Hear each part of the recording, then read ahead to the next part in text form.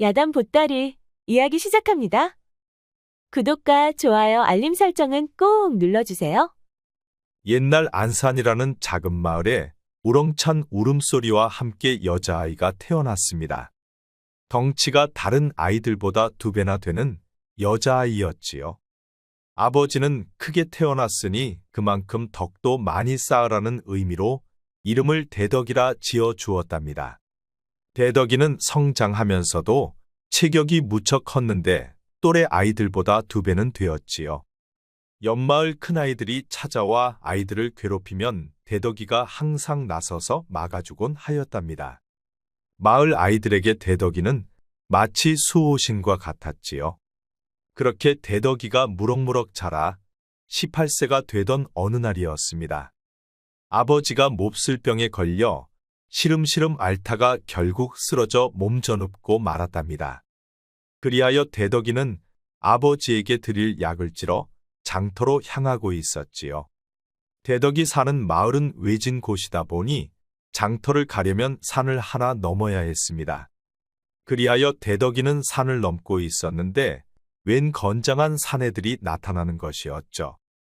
이곳을 지나려거든 돈을 내거라. 아니 돈을 내라니요. 무슨 그런 말도 안 되는 소리를 하는 것이요.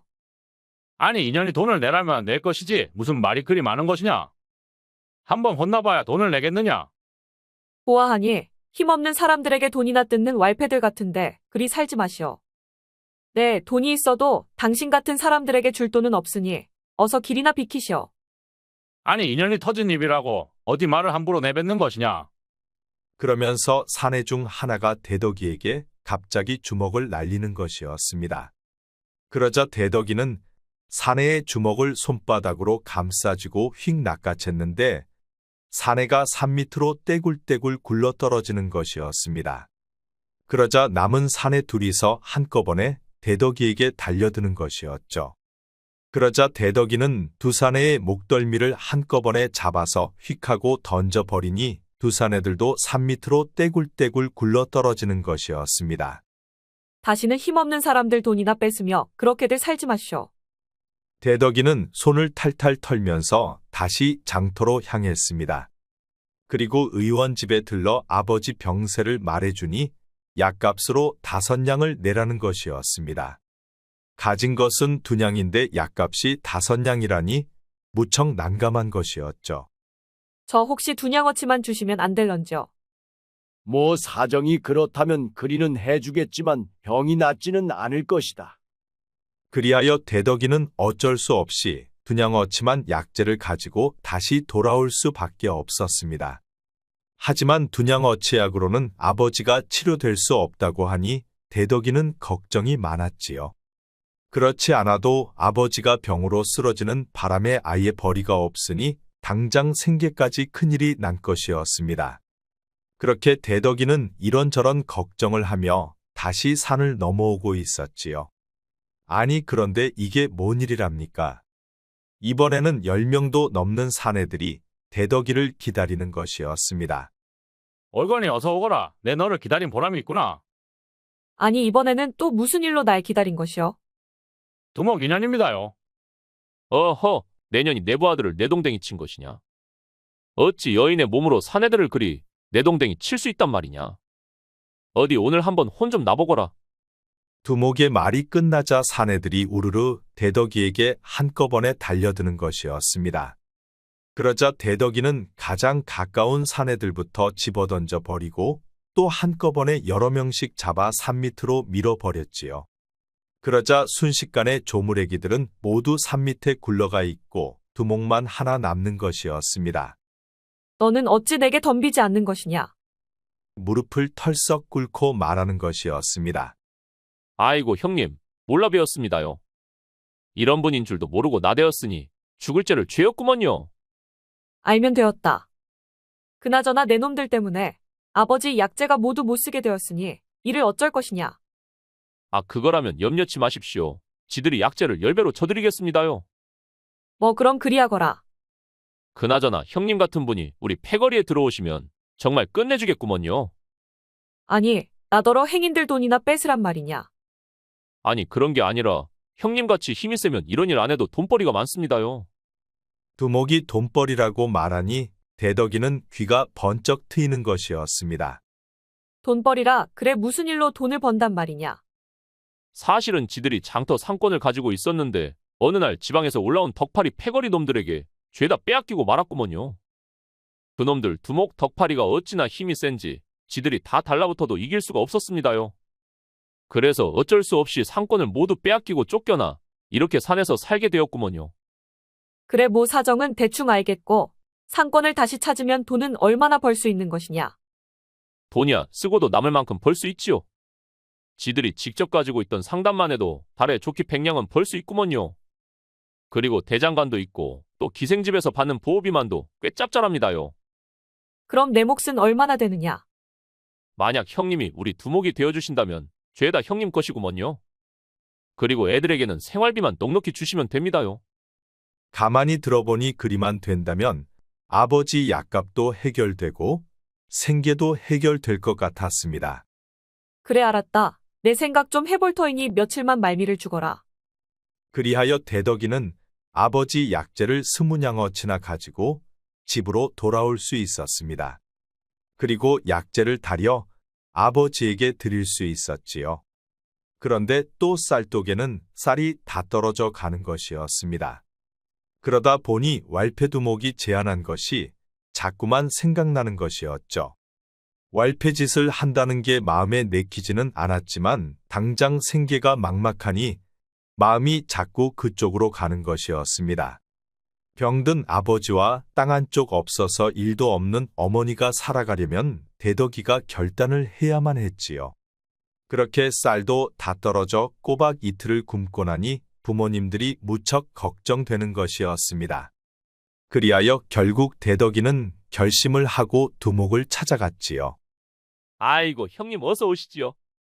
얘들아 오늘부터 우리 조직의 두목이 되실 큰형님이시다. 그러니 깍듯이 모시거라. 그렇게 대덕이는 팔자에도 없는 왈패들의 두목이 되고 말았답니다. 앞장서거라. 상권을 빼앗은 자들에게 날 안내하거라. 그러자 왈패들은 우르르 대덕의 뒤를 따르며 장터로 향했습니다. 그리고 빼앗긴 상단으로 곧바로 쳐들어갔지요. 아니, 내 놈들이 아직 혼이 들란 것이냐? 얘가 어디라고 찾아오는 것이냐? 여러 소리 말고 내 놈들 두목이나 어서 나오라 하거라. 이분이 새로 오신 우리 두목님이시다. 그러니 내 놈들 두목에게 어서 인사드리라 말하거라. 허허, 내 놈들이 드디어 실성을 했구나. 빨래나 하고 있어야 할 여인을 데려와 두목이라니 기가 차 말도 나오지 않는구나. 그렇게 입구에서 실랑 일을 하고 있자 잠시 후 패거리 두목이 나오는 것이었습니다. 덩치도 대덕이보다 훌쩍 큰 것이 거대한 산이 우뚝 서 있는 것만 같았지요. 아니 날 뭘로 보고 콜리게 계집을 데려온 것이냐. 조선팔도에서 나 덕팔이라 하면 모르는 이가 없고 갓난아기들도 울다가 멈춘다는 것을 모르고 찾아온 것이냐. 이왕 이렇게 찾아왔으니 오늘 밤 내 수청이나 한번 들어보거라. 계집치고 체격이 제법 큰 것으로 보아 밤일도 잘할 것 같구나. 상대편 두목의 덩치가 어찌나 큰지 대덕이도 움찔할 정도였습니다. 길고 짧은 것은 대봐야 알터. 입은 그만 놀리고 어서 덤벼보거라.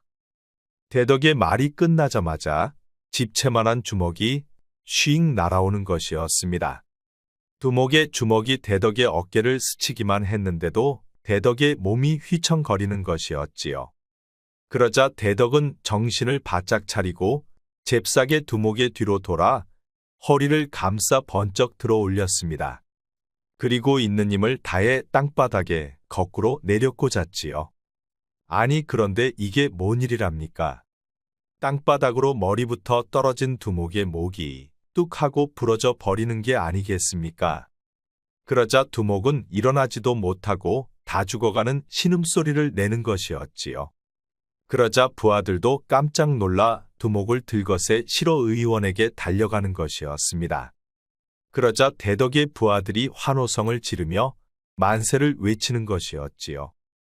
아이고 형님 내 이럴 줄 알았습니다요. 형님이라면 저놈을 꺾을 줄 알았지요. 이제 우리는 살았습니다. 형님 덕에 상권을 다시 찾게 되었으니 이제서야 지들도 밥 먹고 살 수 있게 되었구먼요. 그리고 장터 상권의 새로운 주인이 되신 것을 감축드립니다. 그리하여 대덕이는 조선 최초의 여두목이 되었는데 대덕이의 소문은 삽시간에 전국으로 퍼져나가는 것이었죠. 덕파리라 하면 지금까지 단 한 번도 져본 적이 없었는데 그런 덕파리를 계집이 꺾었다니 왈패들 세계에서는 난리가 난 것이었습니다. 어쨌든 그로 인해 대덕이는 아버지 약값 걱정을 하지 않아도 되었습니다. 그리고 부모님들의 생계도 해결이 되었지요. 그렇게 약값과 생계가 해결이 되고 나니 대덕이는 한시름 놓을 수가 있었답니다. 그러던 어느 날 대덕이는 부두목 종파리를 불렀습니다. 부르셨습니까요, 형님? 그래, 내 할 말이 있어 불렀느니라. 지금부터 내 말 잘 듣거라. 상당과 대장간에서 나오는 수익금과 기생집에서 나오는 보호비까지는 괜찮다. 하지만 힘없는 사람들에게 돈을 빼앗거나 사기를 쳐서 돈을 벌어서는 절대 안 된다. 그리고 우리 패거리에서 버는 돈의 절반은 어려운 사람들을 돕는 데 쓸 것이니 그리 알거라. 아니, 형님, 버는 돈의 절반이나 그리 쓴다면 너무 많이 쓰시는 게 아닌지요? 나도 너희들과 똑같이 나눌 것이다. 그러니 더 이상 토달지 말거라. 그리하여 대덕이는 버는 돈을 모아 어렵고 힘든 사람들에게 돈을 이자 없이 빌려주기 시작하였습니다. 단량을 빌려주면 추수를 해서 단량만 갚으면 되었고 쌀 2섬을 빌려주면 추수가 끝나고 2섬만 갚으면 되었지요.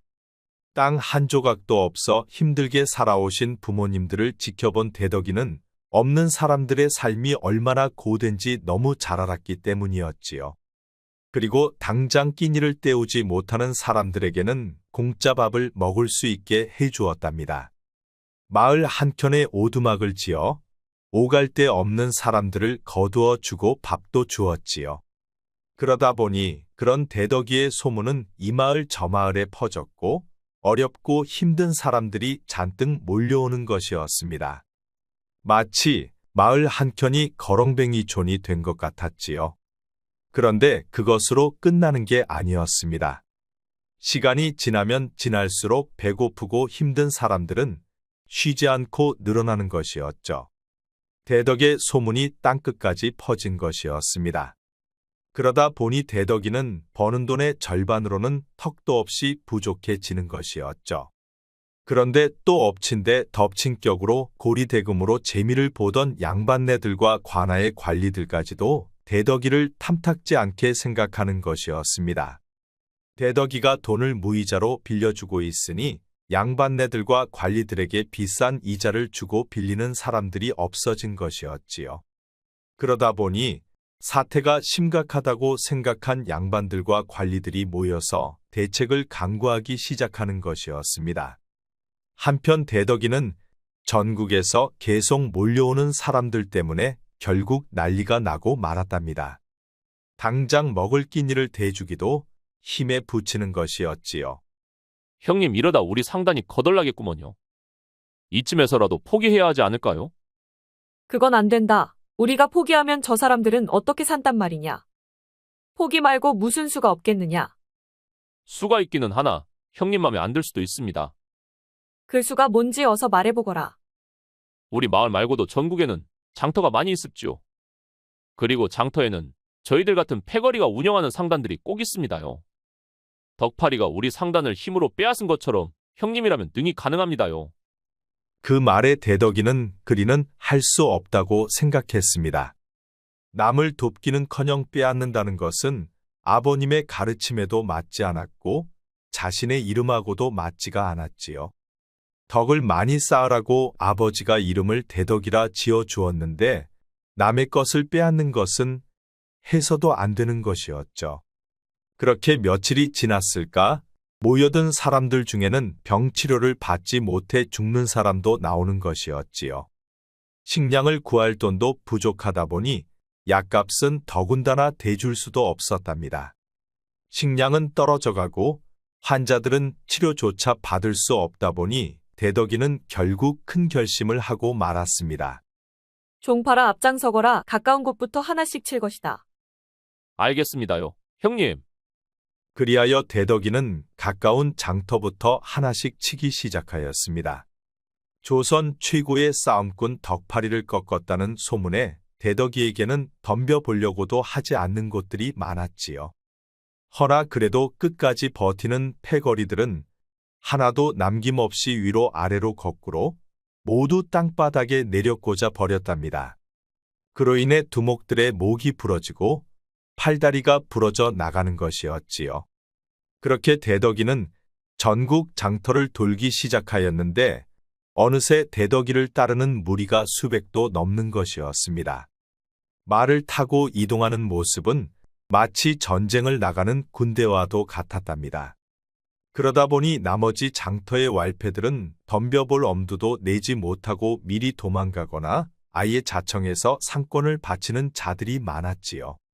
그렇게 그리 길지 않은 시간에 지방을 평정한 대덕이는 조선에서 제일 큰 상단이 있는 한양으로 향했습니다. 수백의 부하들이 말을 타고 대덕이의 뒤를 따르니 마치 장관이 따로 없었지요. 말을 탄 수백의 무리가 한양에 당도하자 한양은 시끌벅적한 것이었습니다. 대덕은 한양에 당도하자마자 곧바로 한양패거리 소굴로 향했습니다. 그러자 한양의 왈패들도 죄다 모여 있었는데 좋기 일백은 되어 보였지요. 그런데 한양의 패거리들은 죄다 검으로 무장을 하고 있는 게 아니겠습니까?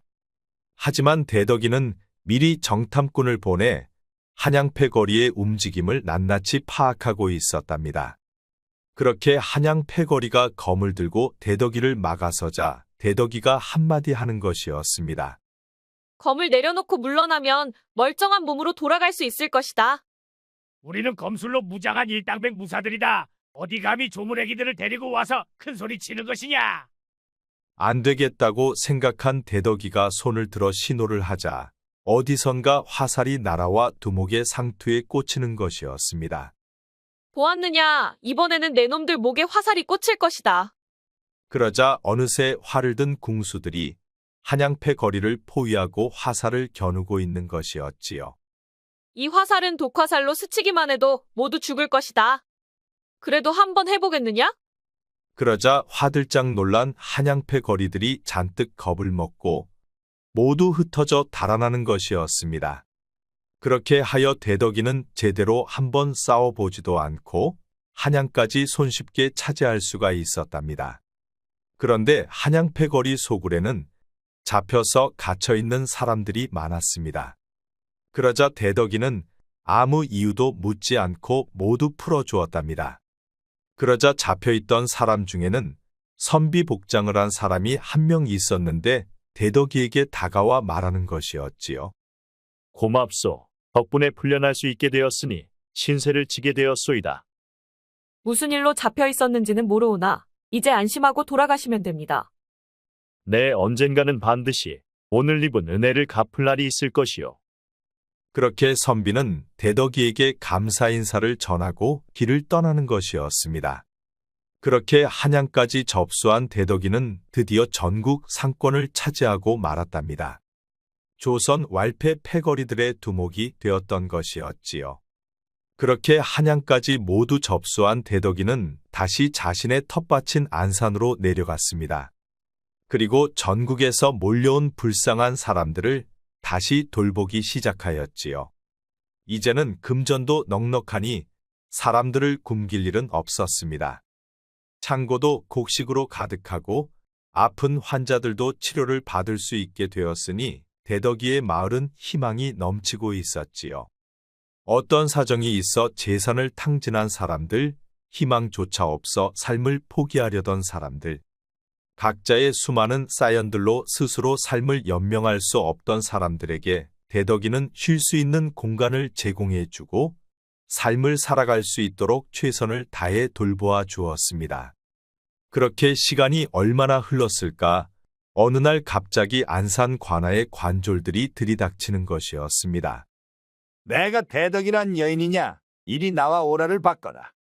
아니, 오라를 받으라니 무슨 죄로 오라를 받으라 하는 것이오. 아하, 말이 많구나. 가보면 알 것이다.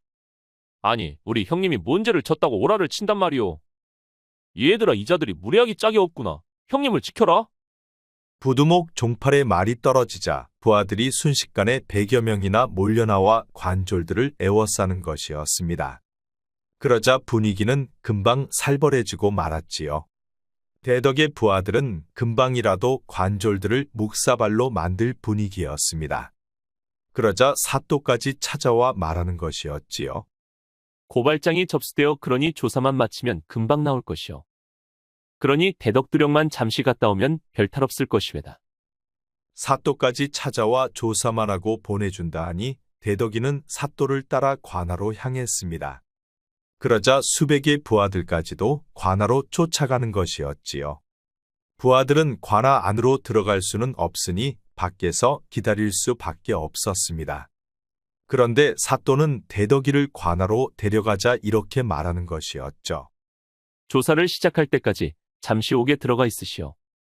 영문도 모르는 대덕이는 사또의 말대로 일단 옥에 들어가고 말았습니다. 그러자 옥문이 단단히 잠기는 것이었지요.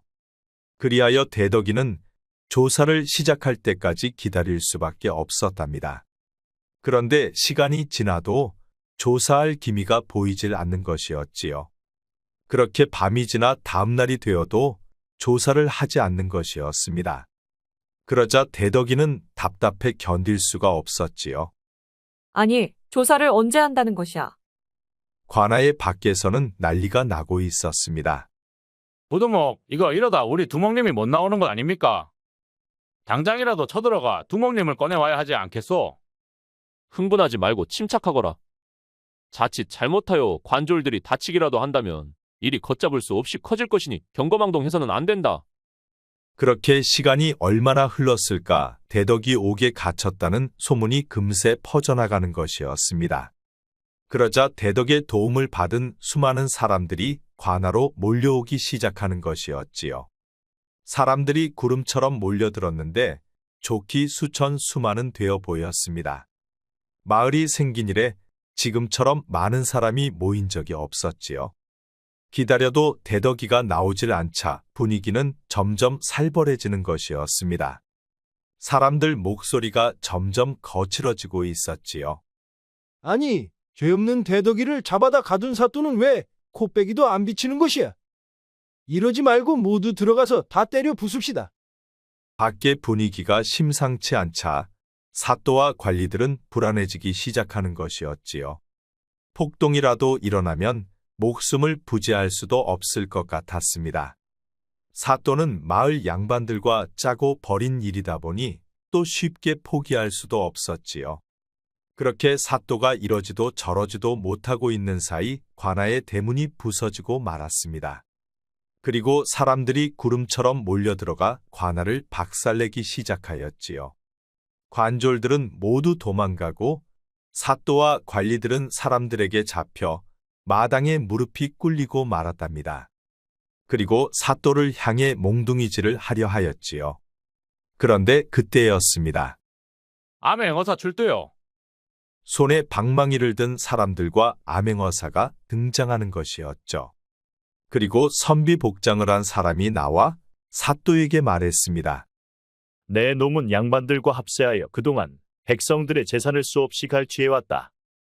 그러니 내 놈의 죄가 가볍다 할 수 없을 것이며 또 내 놈의 부정으로 나라의 세금이 새어나갔으니 너는 나라의 재산을 훔친 도적이렸다. 아니, 니신데 무슨 말을 그리 험하게 하는 게요. 나는 암행어사 박문수다. 내 이름을 들어는 봤겠지. 그리하여 사또와 관리들 그리고 부정을 저지른 양반들까지 모두 잡혀 옥에 갇히고 말았답니다. 그리고 대덕이는 옥에서 나올 수가 있었지요.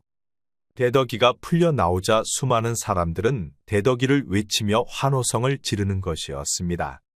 구름처럼 몰려든 사람들이 환호성을 지르니 관아가 떠내려갈 정도였지요. 고생 많았네. 이제 모두 해결되었다네.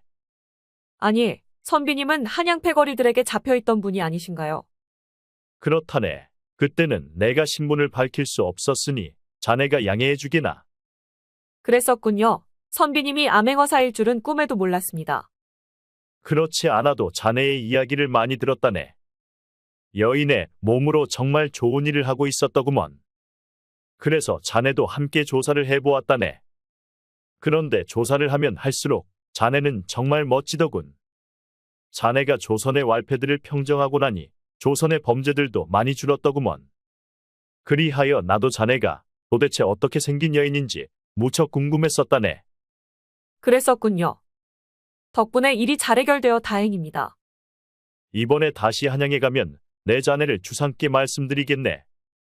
조정에서도 못하고 있는 일을 자네가 하고 있으니 당연히 상을 받아야 마땅하지 않겠나. 과찬입니다. 저는 제가 할 수 있는 일을 했을 뿐입니다. 그렇게 대덕이와 말을 마친 어사 박문수는 한양으로 향했습니다. 그리고 대덕이가 있는 안산 땅은 고요한 평화가 찾아왔지요. 악덕 양반들과 관리들까지 모두 사라졌으니 그야말로 태평성대가 찾아온 것이었습니다. 어사 박문수의 이야기를 들은 임금 영조는 대덕이가 참으로 기특하였답니다. 그리하여 대덕이에게 큰 상을 내려주었지요. 여인이라 벼슬은 내릴 수 없다 보니 인삼무역권과 청나라 교역권까지 주었답니다. 그러다 보니 대덕이는 조선 최고의 상단에 거부까지 되었지요. 그리고 대덕이 사는 마을은 더 많은 사람들이 찾아와 삶의 희망을 찾게 되면서 희망터라는 이름도 얻게 되었답니다. 옛날 삼국지에서 유비는 이런 말을 남겼습니다. 착한 일이라면 작다고 해서 망설이지 말 것이며 악한 일이라면 작더라도 하지 말 것이다. 작더라도 남을 도울 수만 있으면 도와야 한다는 말이지요. 구독과 좋아요, 알림 설정 부탁드립니다. 앞으로도 재미있는 이야기가 많으니 다른 영상도 재미있게 봐주세요. 우리 이야기가 재미있으셨나요? 그럼 여러분 모두 오늘도 행복하고 즐거운 시간 되세요.